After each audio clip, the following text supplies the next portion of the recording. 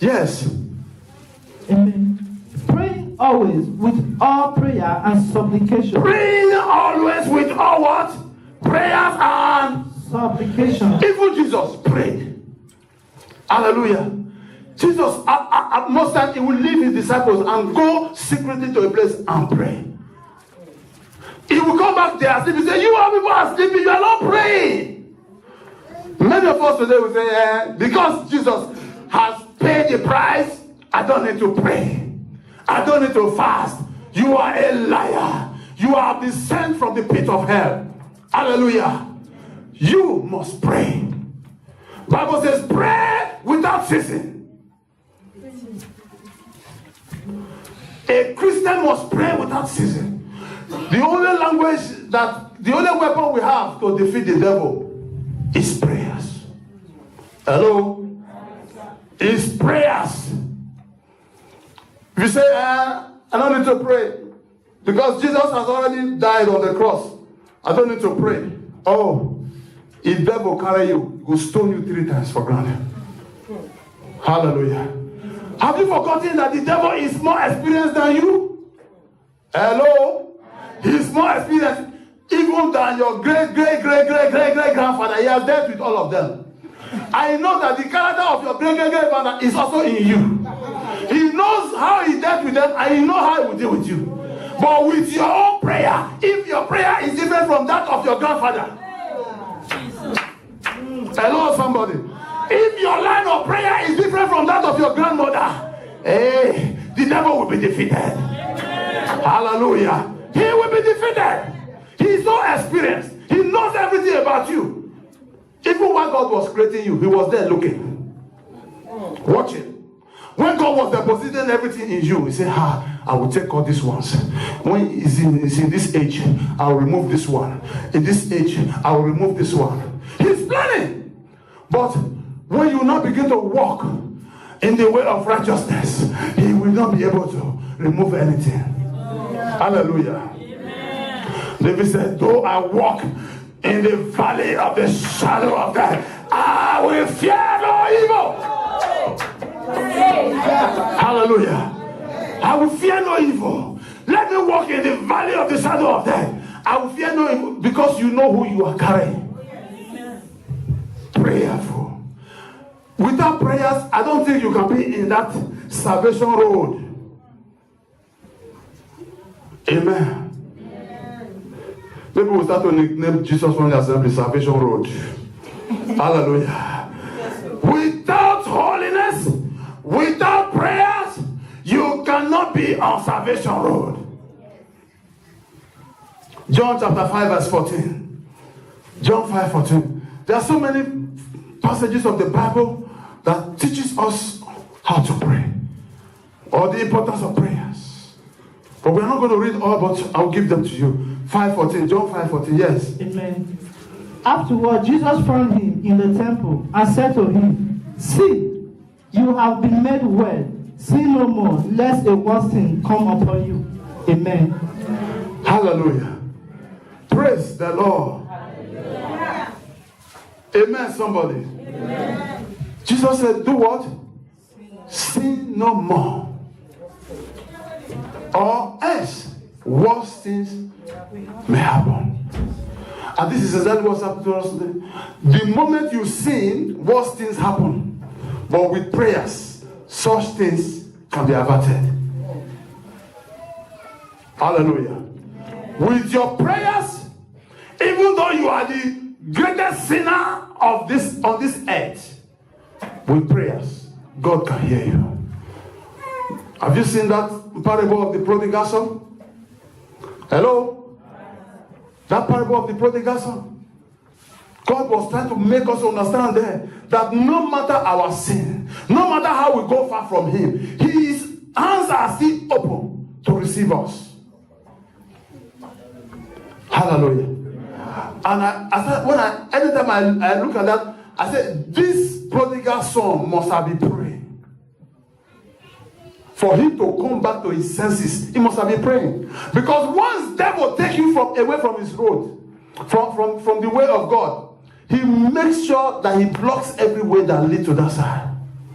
from one step to the other. Hallelujah. You think those ritualists just became ritualists one day? It started from one step. Started by introducing somebody to them. Oh, brother, you are driving this big car. Man, wanna show me road, though. They say, no, we follow who no road. Wanna show me road now? You have started already. Before you know it, you are a ritualist. Amen. Praise the Lord. So before you know it, the devil makes sure that as you move on, before you know it, they introduce you to their prophet. Prophet will say, yeah, if you do this, you become rich. Go and bring your wife, go and bring your mother, go and bring your father, go and bring this. By this time, you are already thinking of what are you getting? What am I getting? So even if the small voice is telling you, you are going too far, stop. Say, no, I want to drive a Range Rover. Oh my God. Praise the Lord. I want to drive the latest. Amen.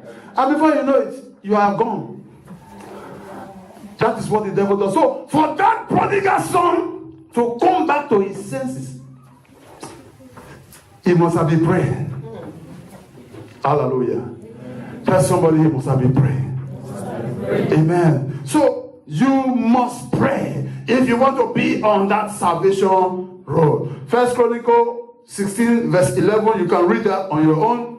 Second Chronicle 7 verse 14 also. Amen. But let us look at Job 22:27. Job 22:27. Amen. Will you make your prayer to him? Sorry, you will make your prayer to him. He will hear you. And you will pay your vows. Amen. Hallelujah. He said you should do what? Make your prayers to him. And he will what? Hear you.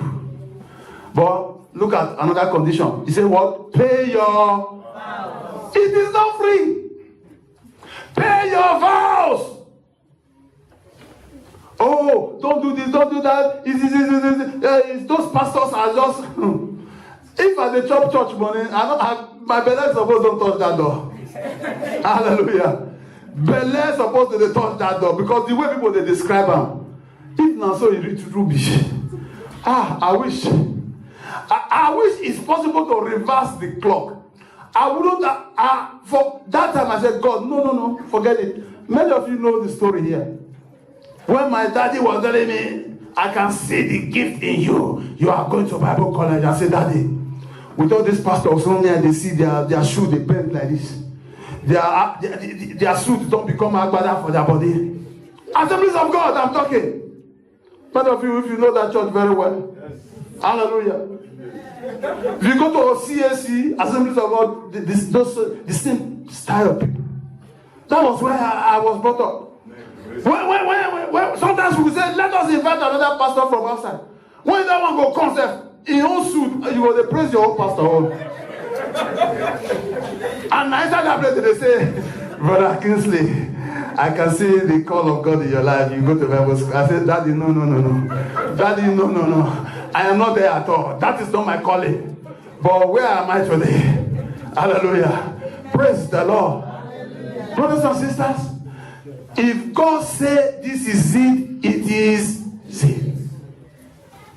You don't need to, many things that we are doing today is because of disobedience. Many of us are suffering, are laboring because of disobedience. But if only we can just obey that voice and come back to our God, we will not regret it in Jesus' name. Yeah. Praise the Lord. Hallelujah, somebody. So there's something to be paid. That is why when you go for towns meeting or you go for tribes meeting or whatever they call them, golden girls and diamond girls meeting, you must put something down. It is the normal thing. It did not start today. Right from the beginning. That is how it has been. Jesus was in a synagogue where people were paying offering. And Jesus saw a widow paying all her might. Hello? If giving in the church was evil, Jesus would have told them to stop the offering. Hello? The same way he used stick to pursue those who were selling and buying in the church of God, it's the same way he would have asked all of them, hey, stop! And if Jesus could not do this, who is that the fresh or whatever fresh I've been waiting? Is it fresh? Is it really fresh? Freeze. Freeze, yeah? It don't freeze, finish. Hallelujah. Praise the Lord. There is something that we must pay. There's something that must come out of us for us to be able to maintain that road that God has given us the key. Amen. Praise the Lord. Hallelujah. To God be all the glory. Amen. We must pay for something. The next one is we must fast. I heard somebody preaching the other day say God cannot be so wicked and wait until we fast before he give us something. Oh, yeah. Is it not the same Bible that tells us Jesus told those who came to ask him questions, say, why is it that your disciples are not fasting? Why we are fasting? Disciples of John the Baptist, we are all fasting, but your disciples are not fasting. He said they cannot fast when I'm still with them. Hallelujah. But the moment I leave, he said they will do what you are doing. And now somebody will tell you, don't fast. Hallelujah. We have so many people from the pit of hell today that are occupying altars. Amen. So we should be careful who we follow. Amen. Daniel in chapter 10, the book of Daniel chapter 10 verse 3, it says, I ate no what? No choice food. I ate no meat. I drank no wine. Hallelujah. Why? Because he wanted God to be with him. Hello? So, if somebody is telling you, today many of us are giving our children Daniel. Daniel, is there any Daniel here? Have you ever asked your father, why did you give me Daniel? Hello? You are naming Daniel, but you didn't know the sacrifice he paid for his name to be everywhere today. Amen. He didn't just wake up one day and become popular all over the world. He sacrificed the Lord. He said, I ate no choice food, no drink, no water, nothing. But many of us today, when we say fast, this church said there were too much. Some of us will be hiding to eat. When you see members, they come, you clean your mouth, go hide everything under. Say, oh, sister, how is the fasting today? The fasting, God will be strong. Hey, you see, on that day, everything will be played for us like a screen. You begin to see everything. Hey, I didn't know this one was offending you, Baba. Please forgive me. In that place, there is no forgiveness. There is no more what? Mercy. Mercy has expired. Hallelujah. No more mercy, no more forgiveness in that place. They are not showing you why you should either be in heaven or hell. So, it's a place of judgment. It is now that you need to do all these things. When they say fast, fast. You want to maintain that road? Fast. Hallelujah. Because it is by this that the devil will be afraid of you. I don't know why many churches, they like to do competition, but when it comes to fasting, they are not there. Why they don't do competition for fasting? Oh, this church, they don't do 21, we will do 55. Why will not they hear that one? Hello? But when they hear say, they do men's day. They say, we are going to do our own men's day. They put one signboard, begin to do competition. Is church supposed to be a competitive thing? No. We are going there to serve our God and forget who is around us. Amen. When it comes to the readings of God, you will not see the fake ones. Hello. When it comes to prayer, fasting, those areas of spirituality, you will not see the fake ones. But invite them and say, we are having a banquet. All of them will appear. Hello? They will appear. That is what we are talking about. Brothers and sisters, we must fast, we must pray, we must fellowship if we want to maintain that road to eternal life. Joel chapter 2 verse 12, you can read that on your own. Luke 4 verse 2 to 4. You can also read that on your own. Amen. Amen. Amen. I hope we are not sleeping. Yes, we must also pay sacrifice. Hello? I'm not talking about you going to carry a ram or carry or chicken, those slaughter chicken, like the Muslims are doing today and say Arab mountain, Arafat, Jesus slaughter, whatever, I don't know what they call them. Abraham slaughter, hallelujah. And they go and say they are slaughtering the ram, offering it to God. God has already taken the blood of Jesus as the only sacrifice. Hello? Hallelujah. The only thing we need to do now is to pay our own homage, pay our vows like Job told us. Hello?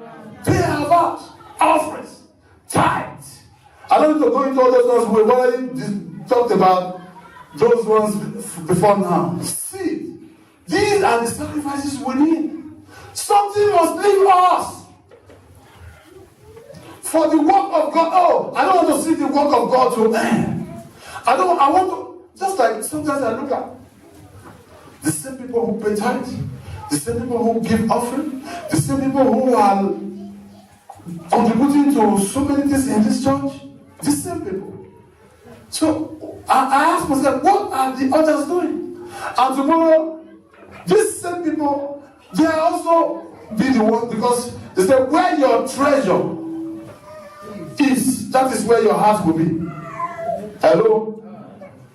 Those people who are doing this is because they don't want this church to go down.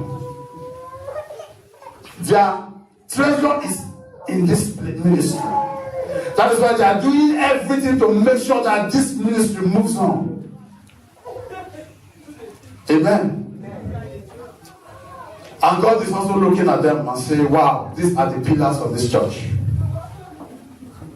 On that day, He's going to welcome you and say, you have done well. Hallelujah. And the Bible says, He is the rewarder of them that diligently seek Him.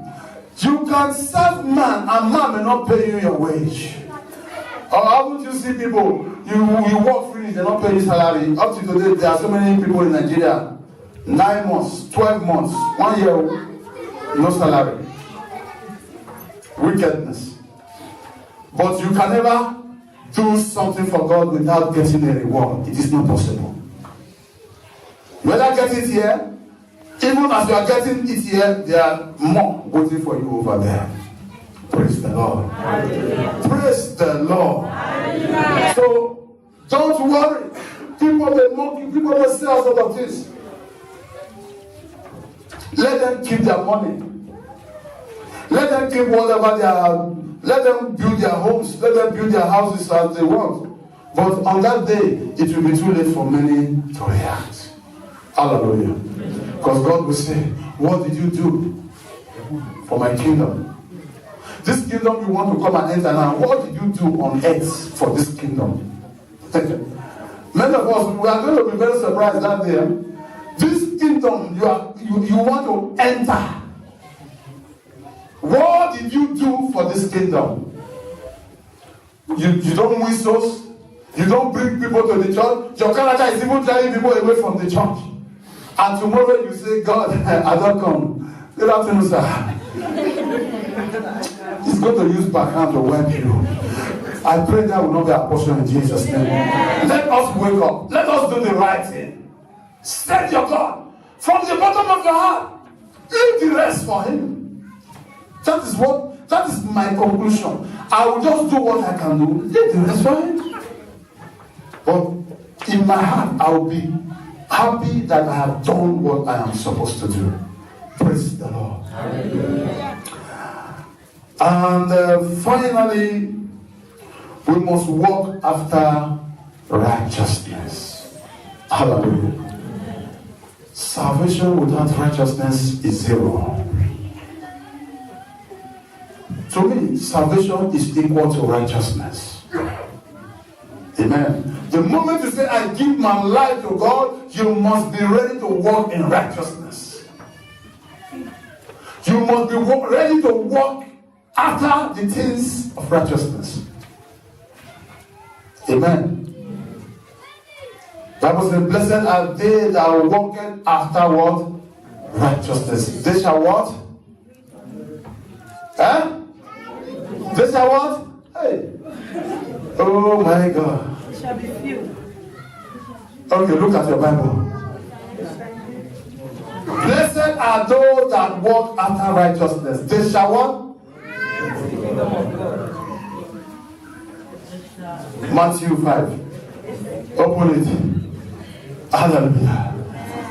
Hey, make the notes in our Pastor Kirsten Eddie Locker. Matthew chapter 5. What verse is it?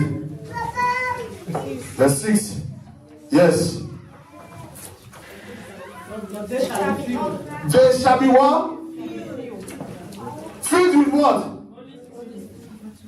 They shall be filled with the Holy Spirit. The moment you leave here, the Holy Spirit don't finish your work. They shall be what? Filled with what? Righteousness.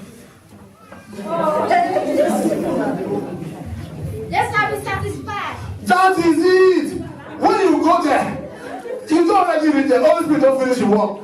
Righteousness don't pass. You don't walk on the road of righteousness. Now, when you get there, God said, come now enter into the home of your Father. You know that song?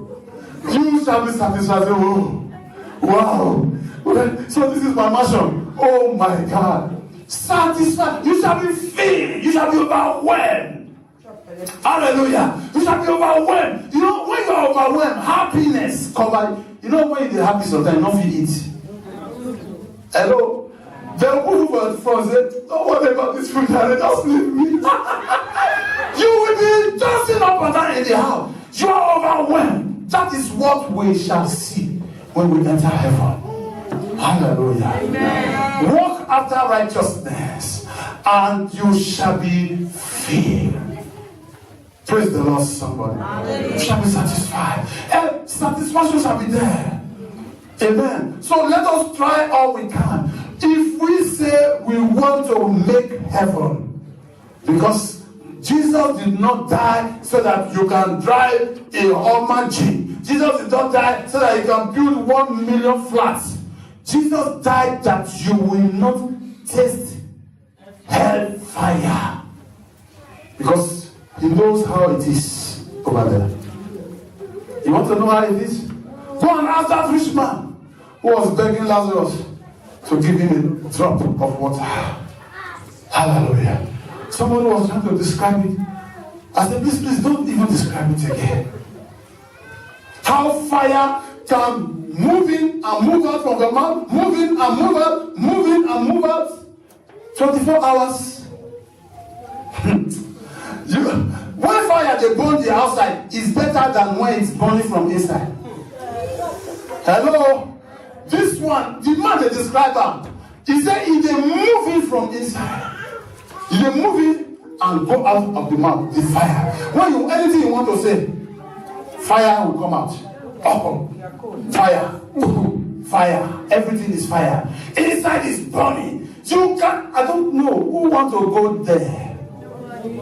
Please, I beg you in the name of our Lord Jesus, Don't even temper it. Walk after righteousness. Do all you need to do here now on earth. Because at the time you die, everybody will be lining up and turning around the casket and saying, oh, he was a good man. He was a jolly good fellow. He was a jolly good fellow. But right over there, he is burning and pouring out fire. Over there, they will be laughing and say, look at them. Jolly good fellow. Everybody will say sweet things about all the dead people. Nobody ever said anything bad. If everybody was like that, true, this world for no bad like this. Hallelujah. Many will even write, after a life well spent. Which life was well spent? After you use witchcraft to kill 20 people. You sit down on the words of people. You sit down on the destiny of people. You never forgive people. You carry people in your heart. And you just say a life well spent. Which life was well spent? People will always praise you. But is it the same thing God will say over there? If you want God to say good things concerning you over there, you must walk after righteousness. Until I die, I will continue to tell you this. Hallelujah. I will continue to tell you this. It is only righteousness. It is only holiness. The Bible says, without holiness, no one can see the Lord. No one. Me, I want to see this God I've been hearing right from my bed. I want to see him more. After all, God, at the end of the day, I don't even see him. No, I must see how he looks. Praise the Lord. I must see how he looks. So, but how can I see him? Holiness, righteousness. Praise the Lord. I pray that the good Lord will interpret this word in our heart. Amen. Please read these passages of the Bible. Psalm 9 verse 8. Bible says he will judge the world in righteousness. That is the standard with which he is going to judge the world. Psalm 45 verse 7. Hallelujah. Say you must love righteousness and hate wickedness. Psalm 89 verse 14. He says righteousness and justice are the foundation of his throne. Righteousness and justice are the foundation of his throne. I pray as we read these passages and going through this message, God will interpret it better in our heart and make us serve him more, walk after righteousness, serve him with all our heart and leave the rest for God in Jesus' name. Amen. Let us rise up as we pray.